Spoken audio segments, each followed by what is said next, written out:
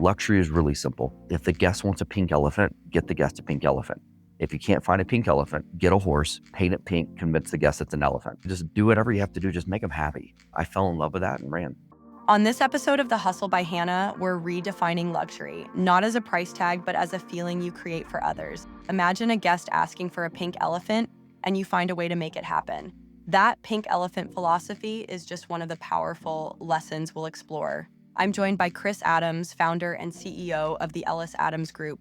From starting at the Ritz-Carlton with zero hospitality experience to leading a global consulting firm through experiential design and a relentless focus on service. Along the way, he's faced setbacks, homelessness, and emerged with a mission to build purpose-driven, people-first culture in everything he touches. In this conversation, we talk about why true luxury is about how you make people feel, the importance of culture and leadership in entrepreneurship. Stay tuned for an inspiring story of resilience, innovation, and heart.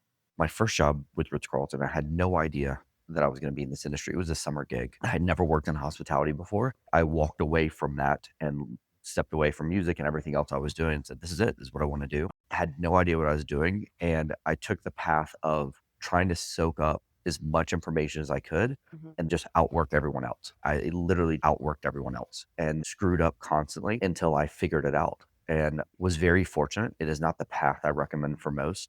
I went from never working the industry to a leadership position within Ritz-Carlton in 6 months, and then stepped up, stepped up, stepped up. It was great for me. It is not the path I recommend. I had some amazing mentors along the way. I don't think they realized they were mentoring me. I was a sponge. Every single encounter I had, grabbing information. What are they doing? Why are they doing? How are they doing it? The translation for me of what hospitality is from a luxury standpoint. Most people look at luxury and they think money. And the reality is luxury is a feeling. Luxury is how you make someone feel in that moment. If you lived in the middle of nowhere and out of nowhere, they start building this massive Target. The whole town is there to celebrate. There's balloons, there's a band playing. They open doors. There's somebody standing there in those khaki pants and the red shirt. It's crisply ironed. You walk in and they say, hey, welcome to Target. It's great to see you. That's luxury. It's not about price point. It's that feeling you get in the moment. And for me, realizing that's what luxury was, is how you make other people feel. It made it really easy for me. It's honestly just do whatever you have to do. Just make them happy. I fell in love with that and ran.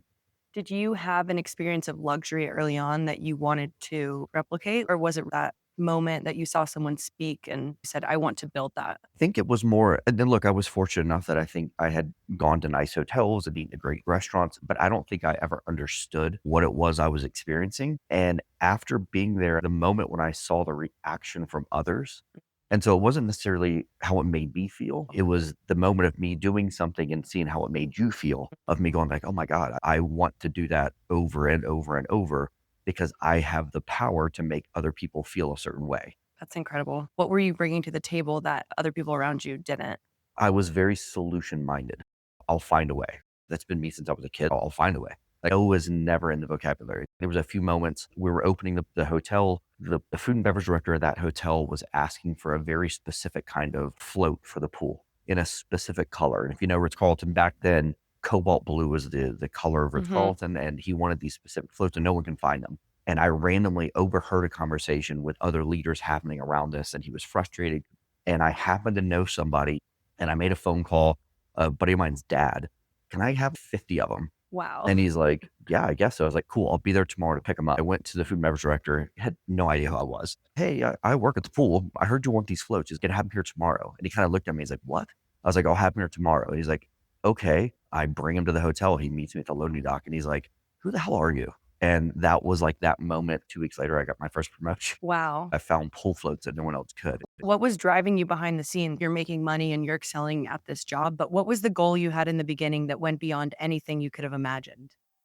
My mindset forever. It's one of those things, if somebody tells you something long enough, you start to believe it. My parents, good or bad, did a good job of telling me consistently from the time I was born, I was special, I was different, going to change the world. And at some point, I just believed that I was placed here to do something great. I didn't know what that meant, but whatever I was going to do, I was going to do it bigger, better, badder than everybody else. In this moment, I'm going to revolutionize the hospitality industry. I'm going to work my way up the ladder and then do something crazy. And that's been the path the entire time.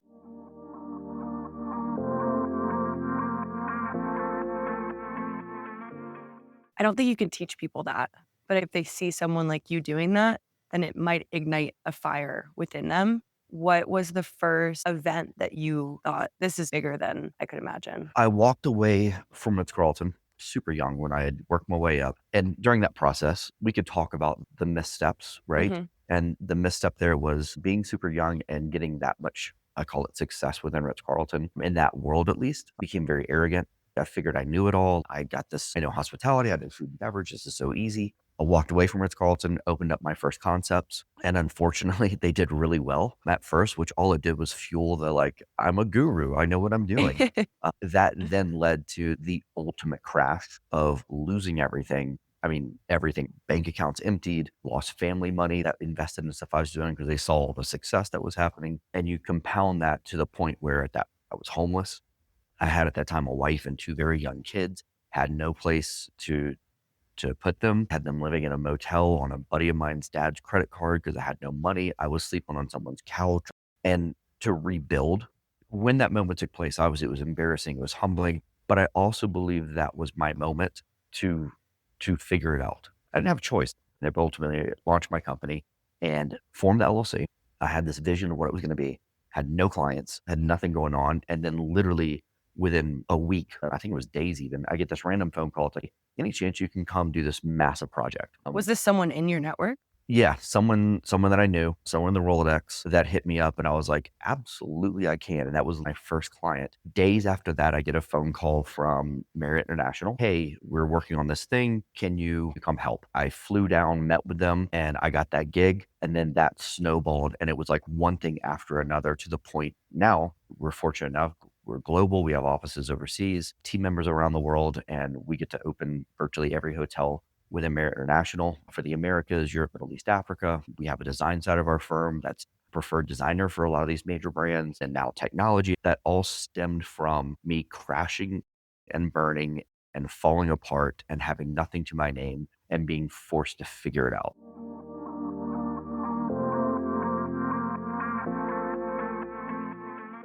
What was that process like? You just got people on board and said, "We're gonna do this together?" Yeah, at first it was just me. I was company of one. I was Yep. solo, and I would go in to open a hotel, and I would focus on one specific thing they were bringing me in for. I knew that what they were bringing me in for, as well as anyone else could do it. And I had opened a lot of hotels even when I worked for Ritz Carlton. I understood the process of opening a hotel. Mhm. I knew the way that they were doing it. I knew the discipline that I was being brought in to focus on. And I knew that if I could take what I was doing and make it better than they were doing it before, better than the last guy, then that was a win. And that's what I kept doing. I think now we have a thing in our company is find the gap, fill the void is Okay. a term we use all the time. And so it was finding gaps in the process of what they were doing and fixing it. Are you today, you're now opening the hotels on day 1, but there's a lot of work behind the scenes going into that? Oh yeah, you're working months, sometimes depending on how involved we are, years. And then leading into it, you have weeks where you're actually on site pre-opening. So you're staying at a hotel that's not even open yet, getting it set up, training the team, getting processes in place, and making sure that when the first guest swipes their credit card, it doesn't feel like they're the first guest. What is your expertise now? Because I imagine a lot of these hotels have their ways of doing business, but you're coming in and you're making it more elevated, the luxury that they can't do themselves. So what are you bringing? We come in, you look at the foundation of a hotel operation, right? Whether it's rooms, food and beverage, spa, you name it. There's foundational things that have to take place. We know there's arrival experience. We know there's a check-in process and all those things. Look at the entire guest journey from start to finish. I want to know what's the most trafficked route to get to that location. I want to drive it. I want to experience. I want to feel what the guest feels when they're getting there. I want to know is what's the airport experience like? What's that have to do with the hotel? The reality is psychologically, if I have a garbage airport experience, if getting from airport to hotel is a disaster, there's potholes, all these things that I can't control, but it's affecting the guest experience. That means when they arrive to the front doors, they don't like me already. I had nothing to do with it, but they're frustrated, they're aggravated. And if I know that ahead of time, then I can front load that arrival experience to basically level set them. Let's let them forget what just happened. But to do that, I need to go above and beyond on the arrival experience just to get them to a good starting point. Otherwise, they're walking up to the front desk pissed off at the front desk agent, and the front desk agent just looking at them with a smile like, welcome. And they don't know why you're so angry. So we're really looking at the entire guest journey and how can we make sure we're thinking about it from a guest perspective to then turn around and create processes and deliver the best experience possible for that guest.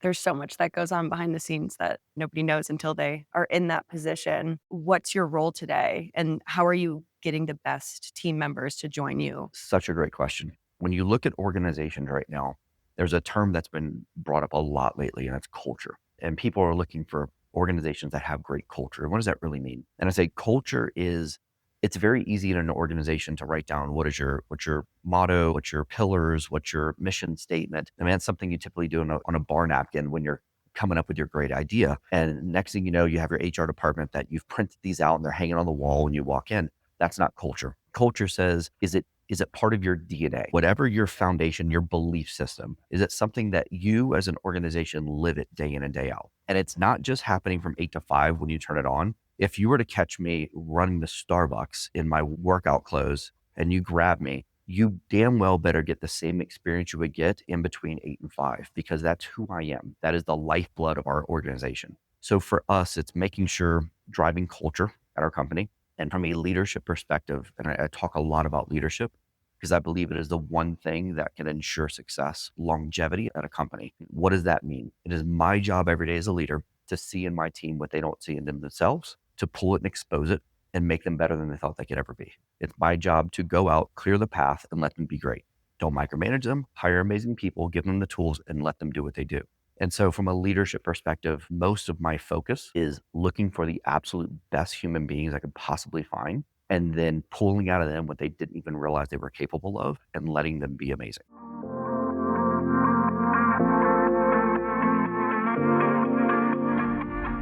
We just met, but I can tell that you're looking at these details and you're seeing how to make it better. But it goes beyond, you said it's more than just a hotel, it's the experience, and the experience starts with you. Forget hotel. In any organization, whatever you're doing, I don't care if you're selling a product, the people are the lifeblood of what happens. Mhm. We can design the most beautiful hotel, the most extravagant, the most expensive project and product. If you don't have the right people, that hotel will fail. And money's simply a byproduct of something you're delivering, whether it's a service or a product, right? As long as you're chasing money, you will never Mhm. catch it. You have to make sure whatever it is you're delivering, the product you're selling or the service you're delivering, has to be at the level of the price point that you want to stay, that you want to charge. Guests will pay anything you want. We have luxury hotels where they're paying 5, 10, $15,000 a night, and they're fine spending that as long as the experience is equivalent to the price point. Mm. Guests don't have a problem. The problem is when we start to charge because we believe we're worth something, but we're charging 1,000, but we're giving a $250 experience. That's where the gap is. It has nothing to do with the guest saying, I'm pissed off at the price. They know the price before they walked in. It's the fact that you didn't deliver on the experience equivalent to the price point that you gave them. So true. You never want to feel like someone's taking advantage of your time or money. What are some of the newer projects you're working on, things that you didn't think you were going to go into that now have become a bigger part of your business? Technology is a huge piece of our company now. We've invested a ton financially into it. We've invested into what we believe is some of the best human beings to help us grow that. I am the guy that, again, hire amazing people. I have the ideas. I know what we want. I need people to help me figure out how to actually bring it to life. And so the technology side of our company, of what we're developing, utilizing AI and whatnot, I never realized I was going to go that direction, but it's the evolution of a brand and seeing the writing on the wall of where things are going and how do we get ahead of that curve? How do we use it to benefit us versus being scared about it and shying away from it? How do we embrace it and do something with it? And I think even on the hotel side, we're now developing or assisting in developing the processes around luxury safaris in Africa and have our hands in now are getting the opportunity to be involved with that I wouldn't have thought about 5 or 10 years ago.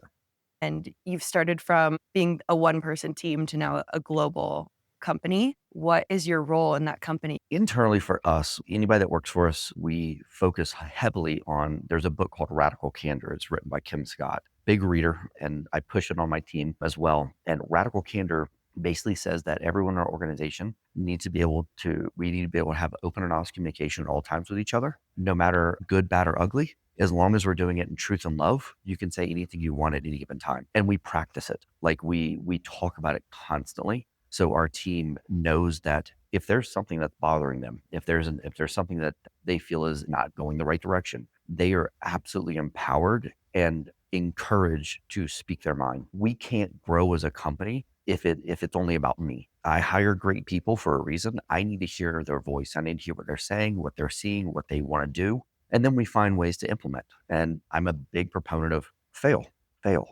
forward. Let's learn from it. But there's not a single person on our team that has been reprimanded, that has been disciplined because we failed at doing something. As long as we're pushing the envelope and we're trying something that no one's ever tried before, we're pushing the envelope, fail. Like, I'm fine with it. I have no issue losing money because we are trying to do something different, as long as we're learning from it and then figuring out how to then push forward and do it better next time.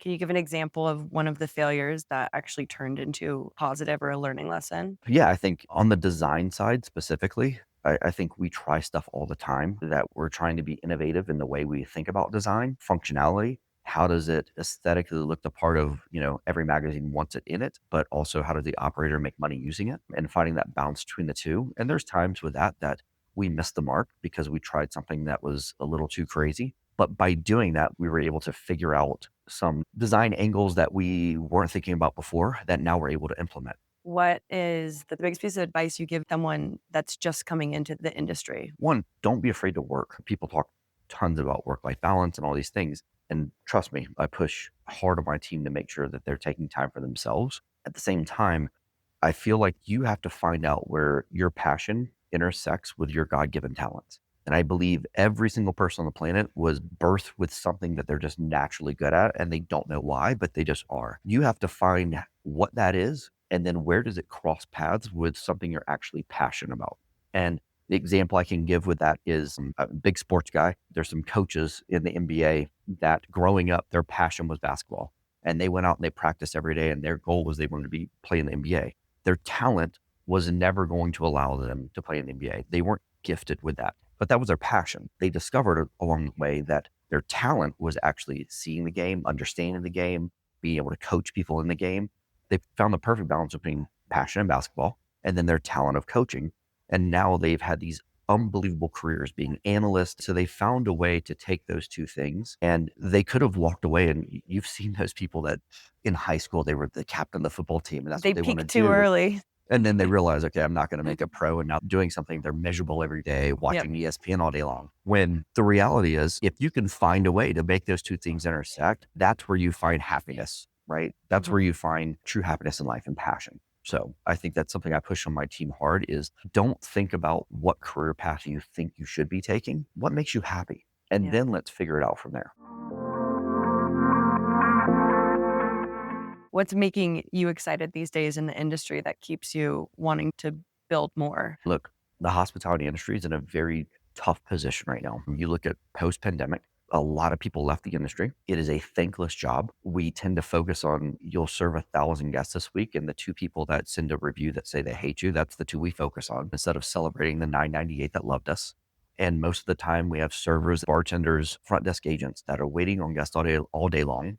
And we typically only hear from the ones that are pissed off about something. So you look at all these things like, well, who would want to go in this industry? So for me, it's how do we rebuild this? How do we change the narrative around what the hospitality industry is? How do we change the face of it? How do we get people excited again about being a part of this industry and the beautiful things that this industry provides you and the ability to know that every single day I get a chance to make someone happy. I get a chance every day for people that are staying in one of our hotels to make a memory, to create lifelong friends. When you start to change the narrative of what you get to do and the opportunity of it versus the tasks that are attached to it, I think there's a lot of fulfillment in seeing people walk around with smiles on their face and finding out that it's someone's birthday or an anniversary or a graduation and you doing those things that go above and beyond that makes that memory that they're going to tell generations about what happened and they become guests for life because they never want to stay anywhere else because of what you did for them and made them feel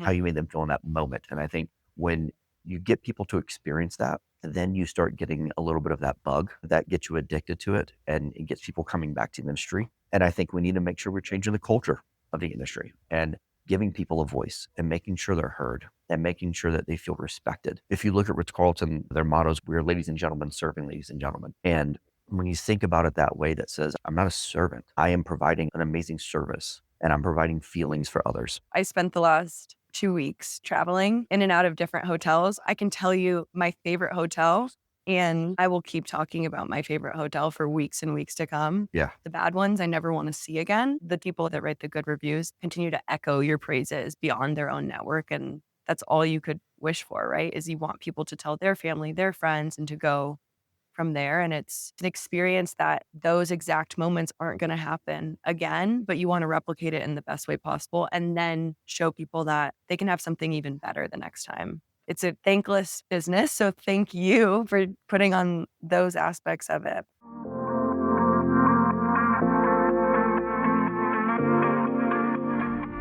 If you think about it in life, there's no greater feeling that you get than doing an act of service for someone else and Mhm. seeing their reaction. Throughout life, the moments that impacted you the most, it's the times when you had the ability and like you how many times on like TikTok and stuff do you see people where they're getting millions of views because it's a reaction to, or it was Father's Day and the kids surprised the dad with the car that his dream car. Those moments we stop and we watch those because it gets us teary eyed Yep. watching that. Why? Because it's an act of service. And when you realize in this industry, you have the ability to do that every single day, it is beyond fulfilling when you realize that's what you get to do. And I think people don't recognize enough that your ability to do something for someone else that makes them feel special is it changes how you feel. And so when you shift the narrative of what hospitality really is and understand that it's the act of service, for me, it's revolutionary in getting people to want to get engaged in what we do every day.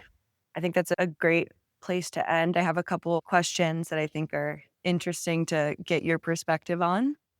If you're ready for them, Let's just do it. quick answers. What's one city redefining hospitality right now? I don't know if I could say a city. I do think when I look at Europe, Middle East, Africa, I'm seeing more progress happening there. I feel like around hospitality as a whole and the experiences that they're delivering on that side of the world right now is very exciting to be a part of. Is that a market that you're growing into? Yeah, we've done work there for many years, but now we literally have offices in Dubai. It's a huge focus for us. And now we're opening all the hotels in those regions. And so we're really getting a firsthand look at what's happening. And it's exciting to see what's in that space. I'm sure the guest experience is completely different in those areas, but you still want to replicate the feelings, like you said, that you're Oh, yeah, getting from a small boutique hotel to a large hotel in Dubai.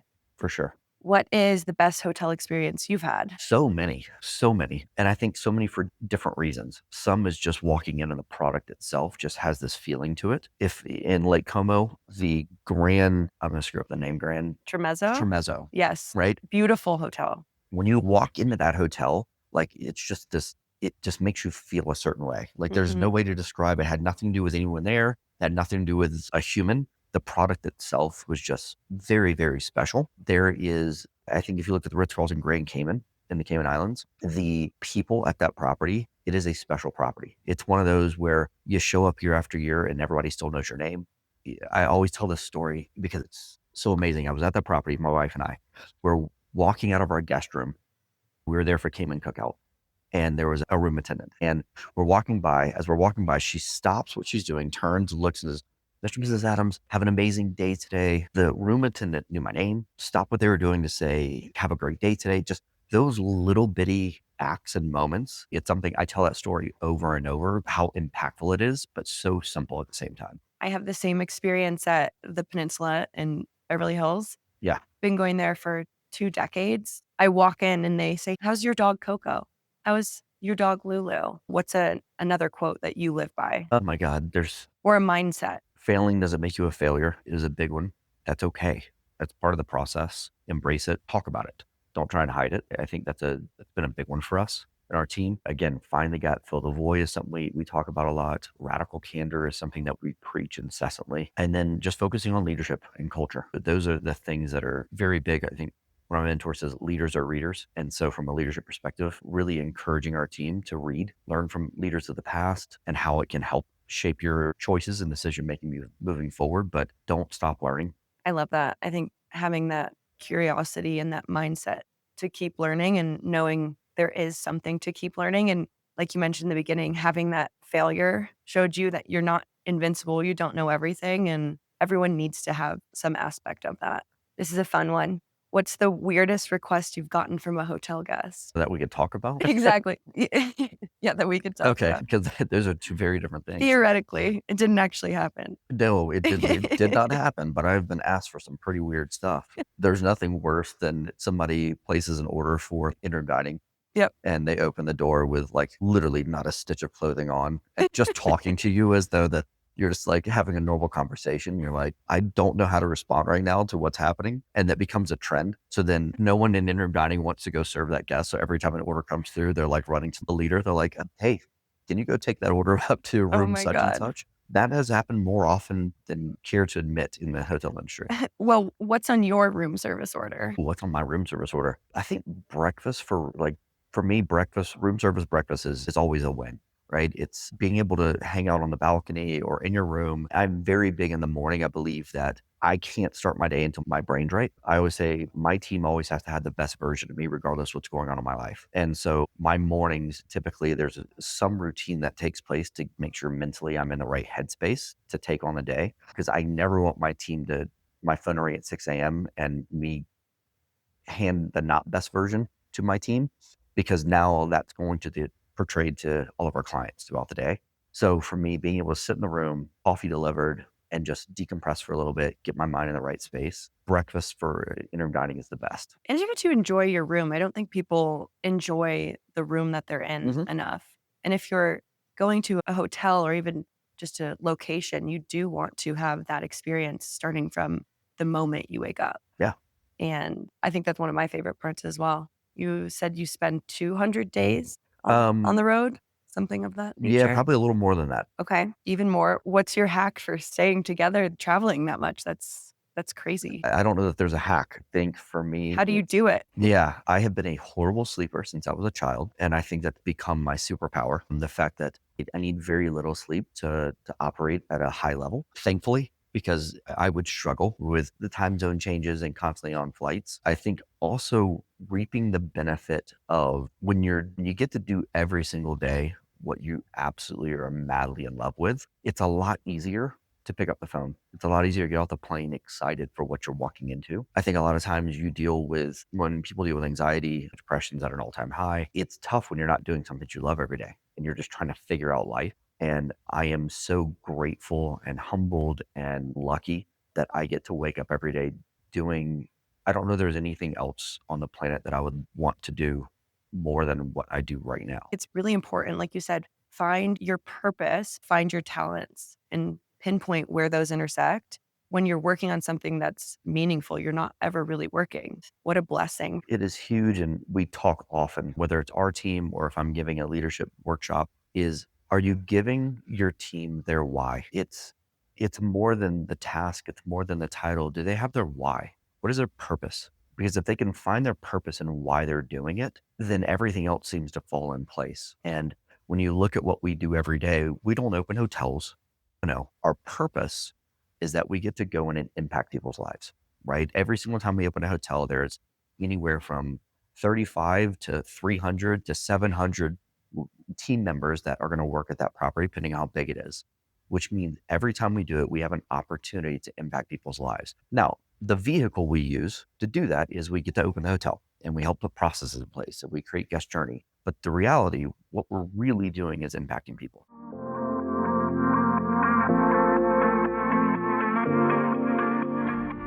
That's a great way to end this, and I can't wait to go stay at one of the properties that you have created. Thank you for your time. What a kismet experience and moment to meet and be able to do this interview. What's the best way for everyone to see what you're doing next? It's obvious that there are great things on the horizon. You can follow us on social, whether it's myself, it's at Chris Adams underscore EAG, or even the company at Ellis Adams Official. LinkedIn, I think, is always a great space to find out what's going on. Our website, we're working really hard to make sure we're getting as much content out as possible, not because we want content, because we want to celebrate the cool things that are going on and those that we get to work with. Great. Well, thank you again for your time. Thank you. It's been awesome.